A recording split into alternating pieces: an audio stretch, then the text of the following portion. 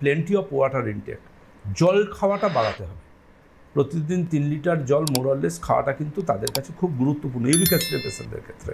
যারা ধরুন এমন কোনো অপারেশন করিয়েছেন যে অপারেশনে অর্গান ট্রান্সপ্লান্টেশন হয়েছে, এনি টাইপ অফ অর্গান ট্রান্সপ্লান্টেশনে দেখবেন পেশেন্টকে আইসোলেশনে রাখা হয় অপারেশনের পর। তিনি যাতে বাইরে ঘোরাঘুরি না করেন, তিনি যাতে এক্সপোজ ভাব না হন, তিনি যাতে একটু সাবধানে থাকেন, সেপারেট থাকেন, আইসোলেশনে থাকেন অর্গান ট্রান্সপ্লান্ট পেশেন্টদের ক্ষেত্রে। তার অন্যতম কারণ যেটা, তখন তাকে যে ওষুধটা দেওয়া হয় সেটা কিন্তু অনেকগুলো ওষুধের মধ্যে অন্যতম একটা ওষুধ, সেই ওষুধটা হচ্ছে ইমিউনিটি কমাবার ওষুধ। আচ্ছা, কারণ অর্গানটা যাতে তার শরীর অ্যাকসেপ্ট করে, তার জন্য ইমিউনিটি কমাবার ওষুধ দেওয়া হয়।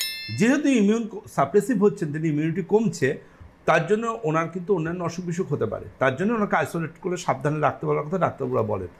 যারা এই ধরনের ইমিউনিটি সাপ্রেসিভ মেডিসিন খান অর্গান ট্রান্সপ্লান্টেশনের পর, কিছু ক্ষেত্রে সায়েন্স বলছে তাদের কিন্তু দেখা যাচ্ছে যে তাদের মধ্যে ইউরিক অ্যাসিড বাড়বার প্রবণতা আছে। কেমোথেরাপি যারা নেন, ক্যান্সার পেশেন্ট, তাদের ইউরিক অ্যাসিড বাড়বার প্রবণতা আছে।